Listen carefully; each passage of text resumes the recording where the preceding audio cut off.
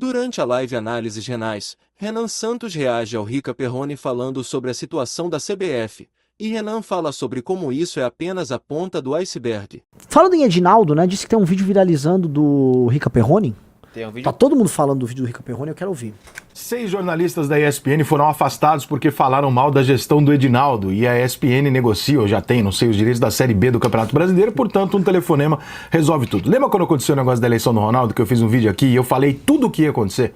Modéstia à parte, eu não errei nada. Eu falei que a imprensa não ia repercutir. Não repercutiria porque são parceiros comerciais. Os jornalistas iam fingir de morto. Ia pintar uma porra de uma cortina de fumaça, treinador da seleção e o caralho. Ia todo mundo ir deixando pra lá o Ronaldo pra lá, deixa pra lá o absurdo que foi, deixa pra lá, deixa pra lá. Só que aí a revista Piauí veio com 80% do que eles vinham, hein? Por algum motivo, saiu um pedaço, mas tá na gaveta de alguém. De repente vem a notícia e alguns jornalistas corajosos, que não têm muita noção talvez de como a banda toca, foram lá e falaram, ó, isso aqui tá errado, isso aqui é um absurdo e tal, não sei o quê. Então, se você não tem nenhuma relação comercial com a CBF, você corre o risco apenas de ser censurado por outras vias. Ligar no seu patrocinador, como já fizeram com o meu e etc, etc, para tentar fazer uma pressão, né, para tentar te prejudicar financeiramente, que é o que manda no mundo. Tudo isso que a gente tá falando aqui é sobre dinheiro, tá? Não tem nada que não seja sobre dinheiro. Então, ele liga lá no seu patrocinador, mas se for numa emissora, é mais fácil. Eu ligo pro chefe da emissora e falo, irmão, sabe o direito de transmissão que você tem aqui da Série B, ou da Série C, ou do Copa do Brasil? Então, a gente é sócio. Teu cara aí tá falando mal de mim na emissora. Tira o cara. E aconteceu agora na ESPN. Afastaram 6 caras do jornal da ESPN porque eles criticaram a gestão da CBF do Edinaldo. Ora, eu não posso criticar? Não, você não pode criticar. Você entendeu lá em cima como é que funciona ou o esporte não tá servindo para você perceber como é que funciona? Eu tenho o direito, eu tenho o poder, eu tenho o dinheiro. Eu distribuo esse dinheiro. Eu distribuo um ativo que todo mundo quer. Se você não jogar meu jogo ou se você atrapalhar o meu sistema, eu derrubo você. E ninguém vai falar nada, porque nós, brasileiros, somos um bando de frouxo. Nós somos um bando de bunda mole. É isso que a gente é. Ó, falta de ódio aí que eu falei. Ó, falta de ódio, porque nós não temos ódio. Torcedor maluco, clubista, que eu acho a coisa mais engraçada, a reação do cara ao assistir um cenário desse, em vez dele entender e falar, cara, peraí, será que esse jogo não é jogado em outras esferas mais importantes? Porque tá desenhado o joguinho, é só você trocar os personagens, o jogo tá desenhado. Aí você olha e fala assim, não, eu não vou entender. O que eu vou fazer? Eu vou lá na internet dizer que eu não torço mais pra seleção brasileira de futebol. Ah, porque teu time não tá no esquema? Teu time é honesto? Diretoria do seu clube, ninguém rouba dinheiro, ninguém leva dinheiro por fora ali, tá tudo certinho, tudo tranquilão, ninguém fez parte desse sistema todo, tá tudo certo, teu clube. Entendi, não, só pra saber, porque realmente é muito prático. Não adianta você querer ficar fingindo que não, mas o meu time não, o seu time sim, cara, todos eles, irmão. Isso é uma puta de uma gangue, entendeu, mano? Um monte de gente fazendo um puta de um esquemão pra todo mundo sair ganhando, menos a gente. Menos o futebol.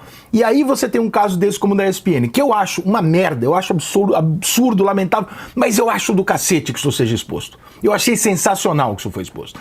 Por quê? Primeiro, para que o brasileiro tenha 10 minutos na vida dele de falar, porra, mas será que tá certo isso? Será que se eu olhar pro todo, eu não consigo enxergar isso em outros temas? Será que isso é razoável? Será que eu tô sendo manipulado e, portanto, sabendo que isso existe, esse foi só o que foi exposto e foi só com o futebol, será que as informações chegam para mim são corretas ou são as permitidas? Porque se já não existe mais liberdade jornalística, e tá claro que não existe, se não existe liberdade jornalística no futebol, se um presidente de Confederação Brasileira de Futebol tem o poder de fazer um negócio desse com uma emissora da Disney, uma ESPN, não é uma emissorinha, é ESPN, é uma emissora grande pra caralho.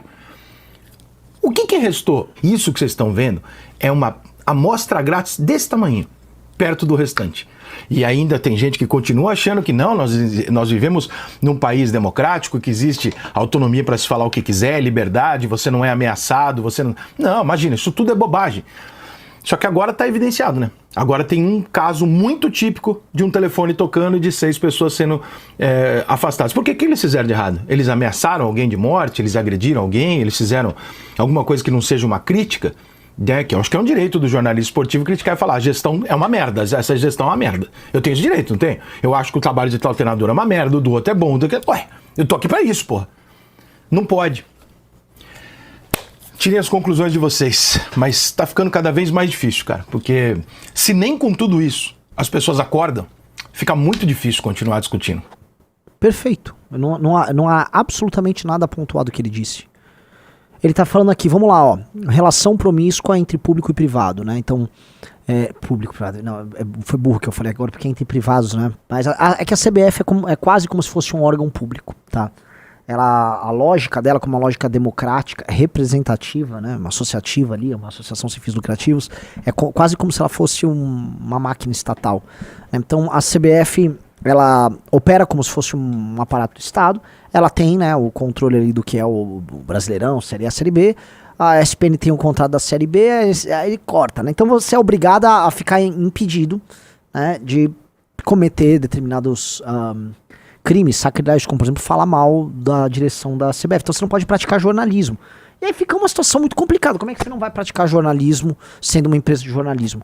Ora, é o Brasil. Você não vai falar que o Edinaldo estabeleceu esses salários na CBF. Você não vai falar nada disso, você vai só fingir e fica por isso mesmo. Todos os clubes brasileiros, todos os clubes da Série A assinaram e endossaram isso aí, porque eles também precisam assinar e endossar. E aí todo mundo cúmplice de uma grande putaria, tá?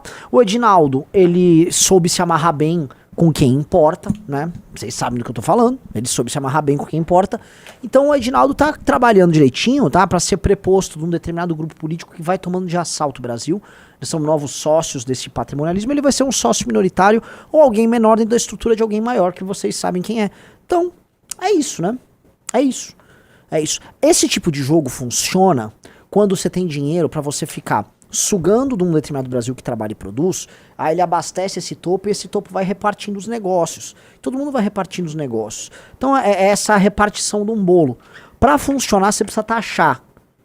Ao taxar muito, você tira a competitividade. E quando você cria injustiças e insegurança jurídica, você cria, vamos dizer, instrumentos não de incentivo à atividade capitalista, que é o que gera riqueza, que no fim é taxada, mas você vai criando impedimentos para que o capitalismo funcione. E por isso nós temos uma economia tosca, rudimentar, bosta, que não opera.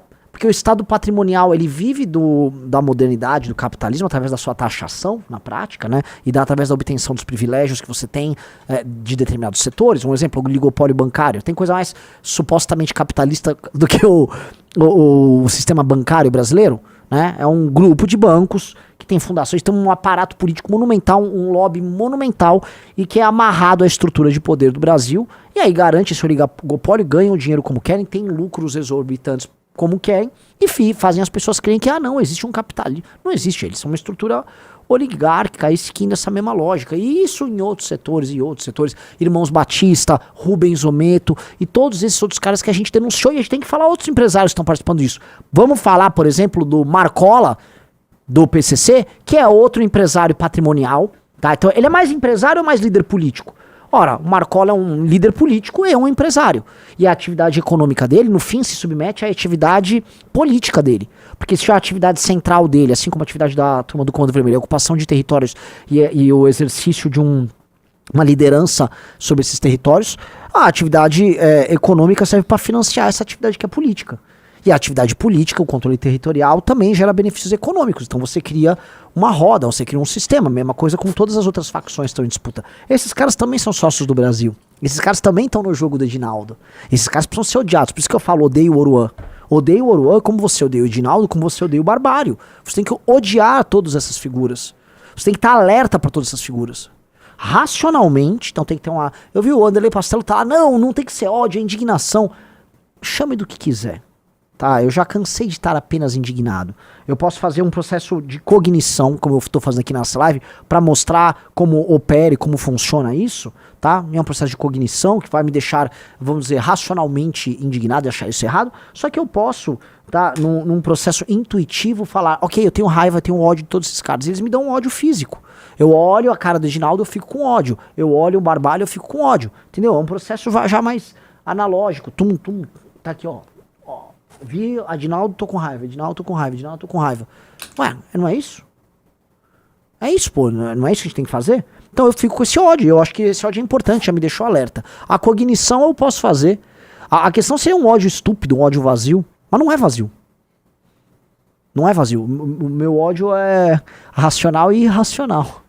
Se você gostou desse corte, assista às lives diárias do MBL, ao meio-dia, às 3 da tarde e às 7 da noite no canal MBL Live. Não se esqueçam de deixar o like e se inscreverem no canal para mais cortes.